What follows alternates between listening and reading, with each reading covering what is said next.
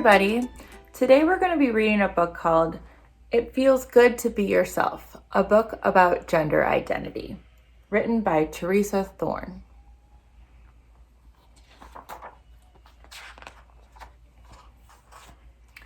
This is Ruthie. She is a transgender girl.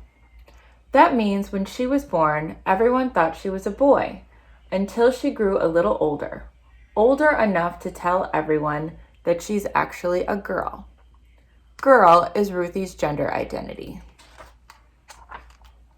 This is Ruthie's brother, Xavier. Xavier is a cisgender boy. That means when Xavier was born, everyone thought that he was a boy, and as he grew older, it turned out everyone was right. He is a boy. Boy is Xavier's gender identity. There are so many different ways to be a boy or a girl, too many to fit in a book. But not everyone feels either a boy or a girl. Non-binary is a helpful word that can describe a kid who doesn't feel exactly like a boy or a girl. This is Ruthie's friend, Alex. Alex is both a boy and a girl. When Alex was born, everyone thought Alex was a girl. But Alex is both boy and girl. This is Alex's gender identity.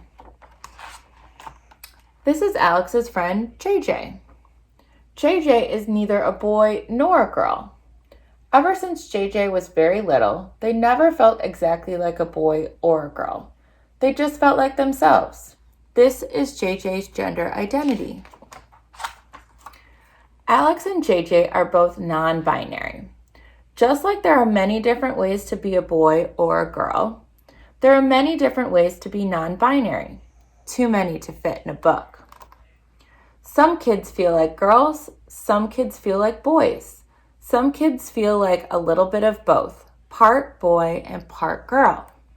Some kids don't exactly feel like a boy or a girl. They feel like neither. Some kids feel that their gender identity isn't always the same. It's often changing. And even when all these possible ways to be, some kids don't feel any of the words they know that fit them exactly right. There are never-ending number of ways to be yourself in the world.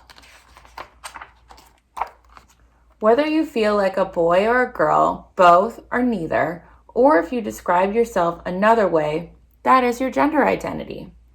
Your gender identity might match what people thought you were when you were born, or it may not.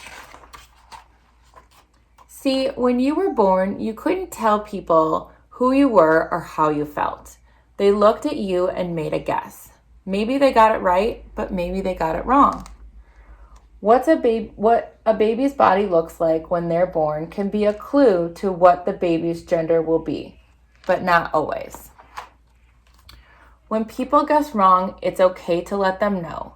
Ruthie was 5 when she told her parents, "I know you think I'm a boy, but I really feel like a girl." Oops, Ruthie was a girl all along. They just didn't know it at first. When people guess right, it's also okay to let them know.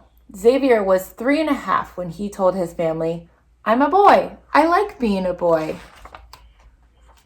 You may feel like a boy, you may feel like a girl, you may feel like both boy and girl, or like neither.